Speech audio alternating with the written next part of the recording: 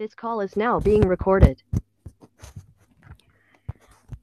আমরা পারসেপশনের ব্যাপারে কথা বলার সময় সেখানে আমরা বায়াসের উল্লেখ দেখেছিলাম। আমরা সেখানে বায়াস 1 নিয়েছিলাম আর বলেছিলাম যে বায়াসের ব্যাপারে আমরা পরে আলোচনা করব। সো বায়াস টপিকটা এখন এখানে এসেছে। সো বায়াসটা কি? বায়াস হচ্ছে, এটা আমরা নিউরাল নেটওয়ার্কে ইউজ করে থাকি। আমরা যদি সোজা ভাষায় বলি, বায়াস বলতে আমরা অ্যাডজাস্টমেন্টকে বোঝাই।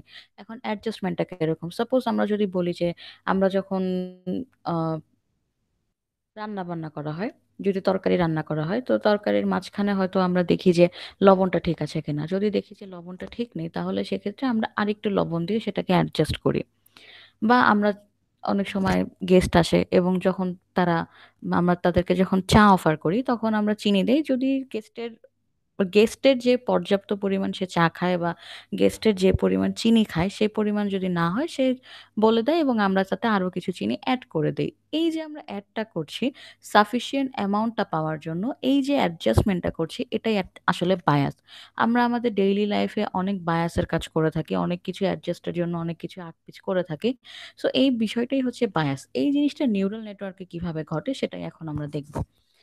নিউরাল নেটওয়ার্কে নরমালি আমরা আমরা বলেছি যে একটা নিউরনের আউটপুট আরেকটা নিউরনের ইনপুট হিসেবে কাজ করে। এখন যখন এই নিউরনগুলা একটা লেয়ার থেকে আরেকটা লেয়ারে তাদের ইনপুটগুলা ওয়েট সহ পাস করে দেয়, তাদের সেই মুহূর্তে তাদের আউটপুটগুলা আরেকটা নিউরনে যখন পাস করে, সেই মুহূর্তে বায়াসও পাস হয়। এখন বায়াসটা কেন পাস হয়? কারণ হচ্ছে আমার নিউরাল নেটওয়ার্কে কাজের সময় আমার কাছে আউটপুটটা আগে ফিক্স থাকে যে আমি এই আউটপুটটা পেতে চাচ্ছি, কিন্তু আমি কি এই আউটপুটটা কিভাবে পাবো, সেটাকে কিভাবে আমি অর্জন করব, এই আউটপুটটার পর্যন্ত আমি কিভাবে নিয়ে যাব, সেই জিনিসটা হচ্ছে আমরা নিউরাল নেটওয়ার্কের বিভিন্ন অ্যাক্টিভেশন ফাংশনের মাধ্যমে করে থাকি। এখন আমরা আমাদের ডিজায়ার্ড আউটপুট পাওয়ার জন্য সামটাইমস এই যে আউটপুটের ওয়েটের যে অ্যাডজাস্টমেন্টটা করে থাকি, সেটাকেই আমরা নিউরাল নেটওয়ার্কের মধ্যে বায়াস বলছি। এখন এটা যদি আমরা একটা এক্সাম্পল দেই, এক্সাম্পলটা হচ্ছে, এখানে আমার কাছে দুটা নিউরন দিয়ে আমি দেখিয়েছি। সাপোজ আমার কাছে দুটা নিউরন আছে, নিউরন 1 অ্যান্ড নিউরন 2। নিউরন 1 থেকে যেই আউটপুটটা আসলো তার ওয়েট হচ্ছে -0.55, এবং নিউরন 2 থেকে যে আউটপুটটা যাচ্ছে সেটার ভ্যালু হচ্ছে, সেটার ওয়েটটা হচ্ছে 0.1। এখন এই যে আমরা ভ্যালুটাকে দেখলাম, এই দুটা আসলো জিরোতে এবং এটা সাপোজ মনে করি আমরা আউটপুট লেয়ার। এখন আউটপুট লেয়ার যখন আছে, তখন এখান থেকে আমরা দেখব কি, এটাকে আমরা এখন একটু আগে আমরা অ্যাক্টিভেশন ফাংশনের বেলায় বা আমরা আগে দেখেছিলাম যে এটা কি হয়। ফিউচার, এটা আমরা পারসেপট্রনে একটা ইকুয়েশন দেখেছি, সেটা হচ্ছে W1 W ইনটু তার ভ্যালু, W2 ইনটু তার ভ্যালু। সো এই যে আমরা ভ্যালুর কথাটা বারবার বারবার বলছি, এই জিনিসটা অ্যাকচুয়ালি কি? এই জিনিসটা হচ্ছে গিয়ে আমার ফিচার ভেক্টর এবং ওয়েট ভেক্টরের গুণফল। এবং ফিচার ভেক্টর এবং ওয়েট ভেক্টরের গুণফল করার পরে আমরা সেখান থেকে যে ভ্যালু পেলাম সেটা হচ্ছে -0.35। এখন এখন আমরা যদি অ্যাক্টিভেশন ফাংশনের কথা চিন্তা করি, অ্যাক্টিভেশন ফাংশনটা ডিসাইড করবে যে আমার এই নিউরন থেকে যে আমরা অ্যান্সারটা পেলাম, এই নিউরন থেকে আমরা যে আউটপুটটা পেলাম, সেটাকে কি আমরা ফরওয়ার্ড প্রপোগেশনে নিয়ে যেতে পারবো কিনা বা পরবর্তী নিউরনগুলোতে পাস করতে পারবো কিনা। এখন অ্যাক্টিভেশন ফাংশনকে যদি আমরা দেখি, আমরা এখানে রেলু ফাংশনটাকে ইউজ করেছি, এখানে আরো ফাংশন ইউজ করতে পারে, সিগময়েড ফাংশন ইউজ হতে পারে, যেটা কিনা অনেক বেশি রিনোন। এখানে আমরা রেলু ফাংশনটাকে ইউজ করেছি। রিলো ফাংশনটাই হচ্ছে -0.35। তার মানে এখন 0.35 এটাকে যদি রাউন্ড ফিগার করি আমরা, -0.35 কে রাউন্ড ফিগার করলে এটা আমরা পেয়ে যাই হচ্ছে কি 0। তার মানে রিলো ফাংশনের বা অ্যাক্টিভেশন ফাংশনের ভ্যালু হচ্ছে 0। এখন আমরা যদি চিন্তা করি, এই যে 0 টাকে পেলাম, তার মানে এখান থেকে কি বোঝাচ্ছে? মানে বোঝাচ্ছে এই দুইটা নিউরন 1 আর নিউরন 2 থেকে যে আউটপুটটা আসলো, সেই আউটপুটটাকে অ্যাক্টিভেট করতে পারবো। কিন্তু সেখান থেকে অ্যাক্টিভেশন করলেও আমরা সেখান থেকে 0ই পাবো। তাহলে 0 যদি পাই, 0 কে যদি আমরা পরবর্তী নিউরনে ট্রান্সফার করতে চাই, পরবর্তী নিউরনে প্রপাগেট করতে চাই, তাহলে সেক্ষেত্রে কি খুব একটা লাভ হবে? কোনো লাভ হবে না। কজ আমি এখান থেকে কোনো ইনফরমেশনই পাচ্ছি না। সো যদি ইনফরমেশনই না পাই, তাহলে আমি আমার নিউরনকে কিভাবে ট্রেন করব? আমার নিউরনকে আমি কিভাবে পরবর্তী নিউরনগুলাতে নিয়ে যেয়ে বা আমার একটার পর একটা নিউরনের আউটপুট এবং ইনপুট এই লেয়ারগুলা পাস করে কিভাবে আমি আমার গোল যেই ভ্যালুটা আছে সেই ভ্যালু পর্যন্ত নিয়ে যাব? কজ আমার কাছে এখানে আছেই 0। সো এই যে 0 টা, এটাকে আমরা এখন এভয়েড করতে চাই। কারণ 0 যদি চলেই আসে এই পর্যায়ে এসে, তাহলে আমাদের অ্যান্সারটাকে আমরা আর পাবো না বা আমরা এটাকে আর পরবর্তী নিউরনে প্রপাগেট করতে পারবো না। এইজন্য কি হয়? এইজন্য আমরা এখানে বায়াসটাকে ইউজ করি। সাপোজ আমরা এখানে বায়াস হিসেবে ওয়ান ইউজ করতে যাচ্ছি এবং নর্মালি ওয়ানে ইউজ করা হয়। এখন হচ্ছে কি, এখানে আবার আমরা দেখি নিউরন ওয়ান থেকে যেই আউটপুটটা আসলো তার ওয়েট হচ্ছে -0.55, আর নিউরন টু থেকে যে আউটপুটটা আসলো তার ভ্যালু হচ্ছে 0.1। তাহলে এই দুটাকে এখন আমরা কি করলাম, ডাব্লিউ ওয়ান ইন্টু এটার ওয়েটটা, ডাব্লিউ টু ইন্টু এটার ওয়েটটা, এই হিসেবে আমরা গুণ করলাম এবং আমরা নিউরনের যে ভ্যালুগুলো আছে সেগুলো দিয়ে সুন্দরভাবে গুণ করলাম, তার সাথে প্লাস ওয়ান করে দিলাম, যেটা কিনা আমরা বায়াস হিসেবে বলছি। বায়াস হিসেবে এই প্লাস ওয়ানকে যোগ করার পর আমি দেখলাম আমার কাছে ভ্যালু আসলো 0.65। এখন এটাকে যদি আমরা রেলু করি 0.65, সো এটাকে যদি আমরা রাউন্ড ফিগার করতে চাই তাহলেও আমার কাছে ভ্যালুটা আসছে 0.65 পজিটিভ। এখন তার মানে হচ্ছে একটু আগে আমাদের কাছে এসেছিল জিরো এবং এখন এসেছে 0.65, তার মানে 0.65 আমাদের ইনক্রিজ হয়েছে।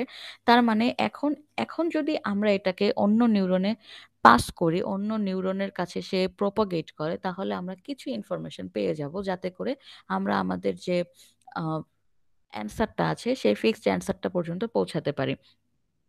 এই কারণে কি হয়, আমরা যে ওয়ানটা নিলাম, ওয়ান আমরা কেন নিলাম, কারণ হচ্ছে নর্মালি আমরা থ্রেশহোল্ডকে জিরো ধরে থাকি, যেটা কিনা আমরা একটু আগের স্টেপে দেখেছিলাম, কিন্তু যখনই আমাদের বায়াস বা অ্যাডজাস্টমেন্টের কথা আসে তখন অ্যাকচুয়ালি আমরা অ্যাডজাস্টটা করি কোথায়, আমরা অ্যাডজাস্টটা করি থ্রেশহোল্ড ভ্যালুটাকে।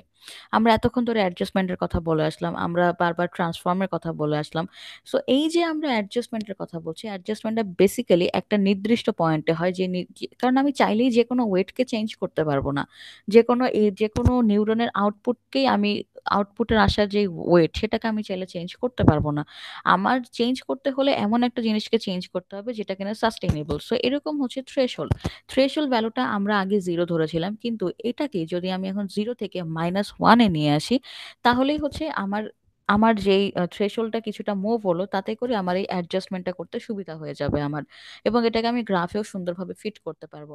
যেহেতু থ্রেশহোল্ডকে আমরা -1 ধরেছি, তাহলে এইটার অপোজিটটাকেই আমাদের বায়াস ধরতে হবে। তাহলে যেহেতু -1 আমাদের থ্রেশহোল্ড, তার মানে হচ্ছে আমাদের বায়াস অবশ্যই ওয়ান ধরতে হবে। এই কারণে বায়াস অলওয়েজ ওয়ান ধরা হয়। এখন যদি আমরা একটা সিম্পল জিনিস চিন্তা করি, বায়াসের আরেকটা উদাহরণ যদি চিন্তা করি, সাপোজ আমরা জানি যে y = mx+c, এটা বলতে আমরা সরল রেখাকে বোঝাচ্ছি, বা এটা আমরা একটা স্ট্রেট লাইনের ইকুয়েশন বোঝাচ্ছি। এখন এখানে সিটা হচ্ছে আমার অবশ্যই কনস্ট্যান্ট। কনস্ট্যান্ট কেন, কারণ যদি আমরা এখানে প্লাস সিটাকে অ্যাড না করতাম তাহলে কিন্তু আমরা গ্রাফের বিভিন্ন জায়গাতে স্ট্রেট লাইনটাকে মুভ করতে পারতাম না। কারণ কি, কারণ এই সিটাই যদি অ্যাবসেন্ট থাকতো তাহলে আমাদের ইকুয়েশনটা দাঁড়াতো y = mx, যেটা কিনা অলওয়েজ জিরো জিরো অরিজিন থেকে, অরিজিনে যে জিরো জিরো পয়েন্ট আছে সেটাকে ইন্টারসেক্ট করে যেত। তো সেটাকে যদি ইন্টারসেক্ট করেই থাকে তাহলে তো আমি আর তাকে মুভ করতে পারছি না। এই কারণে আমরা একটা কনস্ট্যান্ট অ্যাড করি, যাতে করে আমরা স্ট্রেট লাইনটাকে মুভ করতে পারি। এই বিষয়টাকে যদি আমি এখানে আরেকটু দেখাই,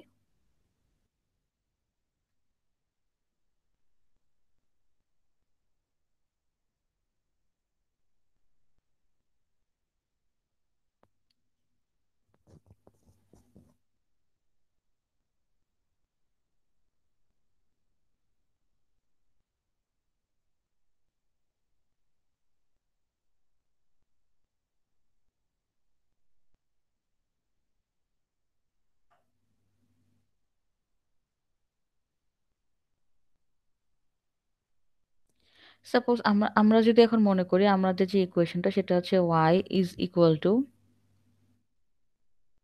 mx প্লাস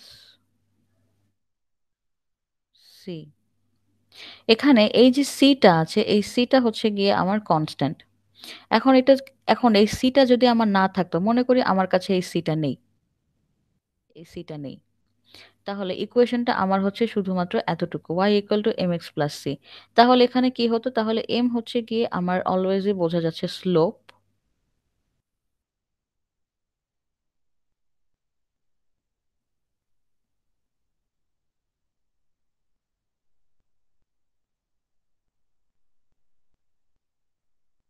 এবং এক্স হচ্ছে গিয়ে আমার পয়েন্টটা। এখন আমি যদি এই y = mx+c কে ধরেই এটার একটা স্ট্রেট লাইন আঁকি, তাহলে কি হয়, y equal to, okay sorry, একটু স্ট্রেট হবে।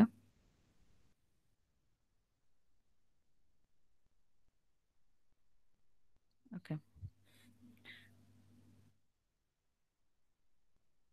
আচ্ছা, y=mx টা তাহলে কোন জায়গা থেকে যাচ্ছে? আমরা জানি y=mx টা হচ্ছে অলওয়েজ এই জায়গাটাতে ইন্টারসেক্ট করে।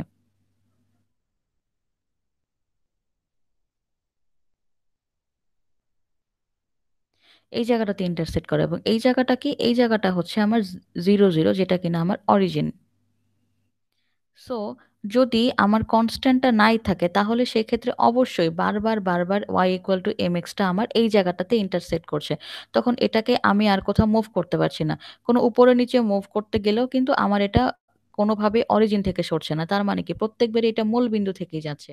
কিন্তু আমার যদি কোনোভাবে এই জায়গাটাতে ইকুয়েশনটাকে আমি ক্রিয়েট করতে চাই, আমার ইকুয়েশন আমি চাচ্ছি যে আমার এই জায়গা থেকে স্ট্রেট লাইনটা ক্রিয়েট হোক, তখন আমি কি করব? সেই মুহূর্তে এই যে এতটুকু জায়গা আমার, আমি এটাকে মুভ করতে চাচ্ছি আমার স্ট্রেট লাইনটাকে, এইটুকুই হচ্ছে আমার সি বা কনস্ট্যান্ট। এইটুক মুভমেন্টের জন্য আমরা সিটাকে অলওয়েজ অ্যাড করে থাকি। তাহলে সিটাকে যদি এখন আমরা অ্যাড করি, তাহলে সাপোজ এইটুক জায়গা যদি আমার 10 হয়ে থাকে, এইটুক জায়গার ডিস্টেন্স যদি আমরা মনে করি এই জায়গাটাতে 10 আছে, তাহলে কি হবে? তাহলে আমার এখানে ইকুয়েশন অনুযায়ী আমার হওয়া এই জায়গাটার ইকুয়েশন আমি লিখতে পারি y=mx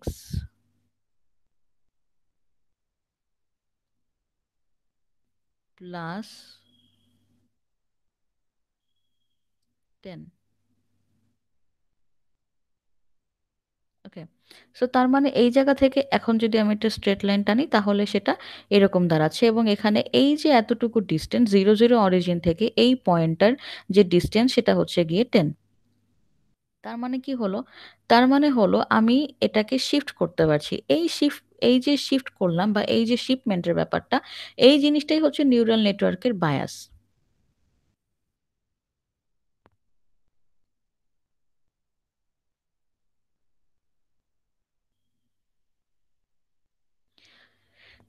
তাহলে আমরাও দেখলাম যে বায়াসের কারণে আমরাও যে নিউরাল নেটওয়ার্কের যে ইকুয়েশনটা আছে সেটার যে গ্রাফটা সেটাকে আমরা এভাবে করে ফিট করতে পারি, যাতে করে আমরা ফিচার ভেক্টরের মাধ্যমে সুন্দরভাবে সেপারেট লাইন করে ওটাকে একটা অ্যালগোরিদমে ফালাতে পারি, বা ওটার মধ্যে কোন অ্যালগোরিদম ইউজ হবে সেটাও যাতে আমরা বুঝতে পারি সহজে। এজন্য বায়াসটা অনেক বেশি ইম্পর্টেন্ট নিউরাল নেটওয়ার্কে। Thank you.